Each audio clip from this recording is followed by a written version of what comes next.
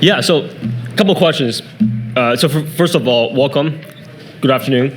By show of hands, how many of you have used a public blockchain within the past week? Great, that's about half the room. And public blockchains are increasingly used by everyone in the world. And it's important for us to talk about what are the next challenges for public blockchains to really become ubiquitous, to really help people move value around, have savings, and have access to financial services, not just in the United States, but in the broader world. And my background is technical. I'm a technologist, and I've designed, built, shipped, and invested in privacy protocols in the past few years. And there is a core conflict that I see coming up for public blockchains and privacy. And let me say that whenever we talk about privacy, I think we need to caveat by what type of privacy. I'm not going to be talking about communication or data privacy. I'm going to be talking about financial privacy, in particular financial privacy on public blockchains. So let's get started. I'm going to start with a very simple claim. On-chain privacy is like nuclear physics. It is a dual-use technology that can do great goods for the world, but also can be very dangerous. And for those that design and help shape these protocols, we need to be conscious of the potential risks with these protocols. Underlying these privacy protocols is cryptography. And cryptography rearranges power. It configures who can do what from what. Here is what I'm going to be walking you all through today. There's 3 properties that I claim we want for these on-chain financial privacy systems. First, they should be maximally useful. They should work like on-chain protocols today. And second, they should offer sovereign privacy. And third, they should be threat resistant. And I'm going to be defining what each of these properties mean. And I claim that we cannot get all 3 properties at the same time, despite the fact that we want to get all 3. And so the contention is, what do we sacrifice? How do we move forward? Let's get started. First, why do we want sovereign privacy? In the Universal Declaration of Human Rights, put forth by United Nations in 1948, there are 2 articles. Article 12, usually referred to as the rights to privacy, and Article 17, refers to as the rights to property. In some sense, privacy is a fundamental human right. And what do we mean by sovereign privacy? Sovereign privacy means that privacy is unconditional, unless the individual involved in a particular transaction wants to reveal that. And this is best described in the following paragraph in the Cypherpunk's manifesto by Eric Hughes, which he wrote back in 1993. So that is the notion of sovereign privacy that we would like to have for financial transactions, which is that transactions are private by default, unless the parties in the transaction want to reveal the contents to the external party. I know this is a very strong property, and there's good arguments for why we potentially want this type of property. And we have seen the problems with, for example, mass surveillance, if we lose this ability to really keep our information and financial transactions private. So let's move on to the second property, maximal usefulness. Blockchains today move an immense amount of value. The amount of stablecoin transactions weekly have exceeded that of Visa, and is quickly on its way to surpass ACH transfers.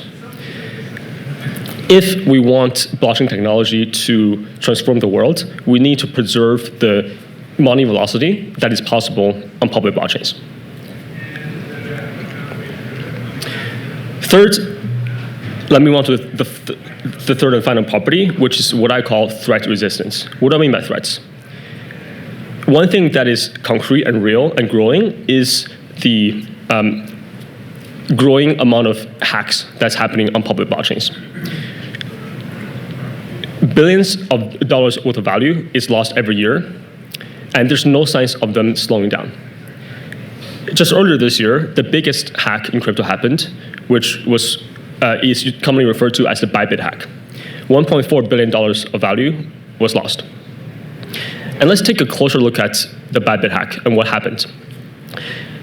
After 2 months from the hack, about 70% of transactions are still traceable due to the transparent and public nature of public blockchains. About 30% have gone dark, and about 4% have been frozen because they were traceable. So the financial intermediaries could freeze the transactions. The hackers leveraged cross-chain protocols and centralized exchanges and mixers extensively. And this is what I mean by threat resistance. We want our protocols to keep the same traceable property for these important hacks that inevitably will happen.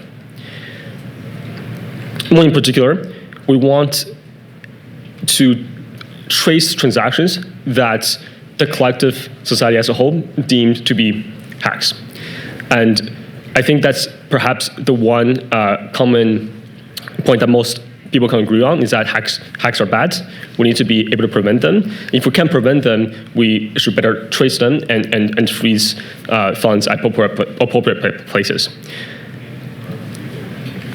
And that is the main contention. An on-chain privacy system cannot achieve all three properties at the same time. So how do we move forward? There are three categories of solutions depending on the trade-offs that they choose. First, if we forget about threat resistance, the technology that we have today is actually very capable. We can design what I call idealized privacy protocols that can preserve all the properties of public blockchains while enabling privacy in a self-sovereign manner. But that will not be threat resistant. It means that privacy is provided in a non-discriminatory manner, that it applies to individuals, it applies to businesses, it also applies to malicious actors. And second, if we forego the notion of maximal usefulness, if we enforce velocity controls, deposit delays, then we're going to have what I call throttled privacy. And finally, we have responsible privacy, which is the type of privacy that I think technologists should think more about, which is we can actually trade off self-sovereign privacy to allow certain entities or collective entities to be able to decrypt the transaction graph when it's needed. So let's dive into each category more in detail.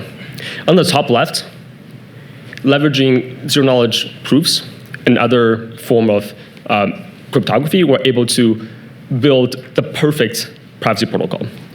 And as technologists, I think this is actually the easy step. Yes, we can build these protocols, but how do we add threat resistance?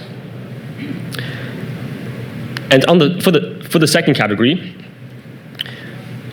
we can leverage things like deposit delays, or keeping track of the transaction graph and in an enforced manner.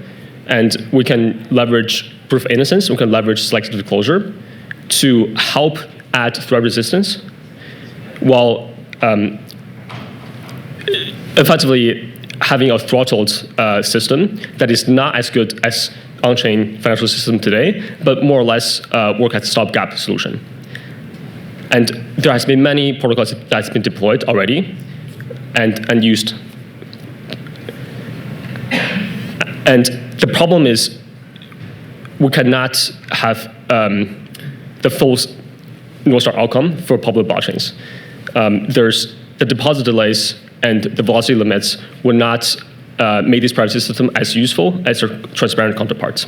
And the question really is, can we build privacy systems that really does not limit the ability to have on-chain financial systems that we know them today? And the answer, I think, is yes. If we leverage what I call information custodians. So information custodians, there could be a single entity, or there could be, for example, as collective entities running a multi-party computation protocol to decide when it's appropriate to decrypt certain parts of the transaction graph in an event, for example, of a hack exceeding a certain amount of value. And increasingly, there are protocols that are building solutions in this category. And I would note that I put a centralized exchange in this category, and that is because centralized exchanges are used by users to create anonymous wallets. And centralized exchanges, right, if you recall the previous stats that I've showed, have been used by terrorists as well to launder money. And the mechanism is very similar. If law enforcement would like to get access to the transaction data, they will need to approach the centralized exchange. While in a multi-party computation protocol, effectively the same will happen. The law enforcement will go to the collective of participants in that protocol. So the technology is very flexible. It can be designed in kind of many shapes and forms to fit the policies or social consensus that we will arrive at. So let me summarize. So we have a fundamental problem ahead of us. If we want on-chain protocols, to thrive, and if we want individuals and businesses to move on to public blockchains, we need to add privacy. But we cannot do so at the cost of security. We cannot do so at the cost of hacks being untraceable. And I think the solution is to build pragmatic privacy solutions, which includes throttled privacy solutions and responsible privacy solutions. And for those of you that might be questioning, why should we give up self-sovereign privacy? And the other way to look at giving up self-sovereign privacy is the notion of freedom of dissociation. So I'm putting up a tweet by Amin here, which is, it turns out in these on-chain privacy protocols, because of the notion of anonymity sets, if we provide self-sovereign privacy for certain individuals, it means that we're giving away the freedom of disassociation of other users to disassociate themselves from the malicious users. So in fact, the counter property to self-sovereign privacy might actually be a desirable property. And let me close with the following quote. Privacy, in the sense of contextual integrity, demands that information gathering and dissemination be appropriate to specific contexts. This is by Helen Nisenbaum in this framework called privacy as contextual integrity. And I think this is the best definition for what privacy is. Privacy is not secrecy. Privacy is not absolute notion. Privacy depends on what society, the collective, decides is appropriate to a specific context. So for on-chain financial transactions, the challenge ahead of us is to understand what is appropriate. What is the appropriate level of privacy for individuals, companies, financial institutions? What is the appropriate amount of privacy for people that might be malicious? And how do we build systems that achieve those properties? And I believe we can really build on-chain privacy protocols that achieve all the properties that I listed above. And I think just like nuclear physics changed the trajectory of the 20th century, on-chain privacy will change the trajectory of the 21st century. And we in this room have the collective ability to shape how that will come to be. And thank you. If I have time, I'll take questions.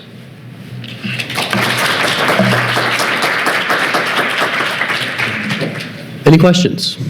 Let's do one question, then we'll jump to the next. Here you go. Thank you. My question is, in this sort of responsible privacy setup, how do you ensure that the so-called responsible party is not captured by authoritarian actor, for example, in vulnerable jurisdictions? This is a great question. I think there's, just like current technology, there could be attacks on institutions that have information. We definitely need a lot of security safeguards on this collective of entities that have this power. And I think it is a question of how do we get better controls. And I think that's a solvable problem. It's something that we can build better systems for. And we shouldn't be afraid and feel discouraged to give such power to a collective of entities, because we can ensure that they have a very, very good security practices, for example, to ensure that their power do not get misused.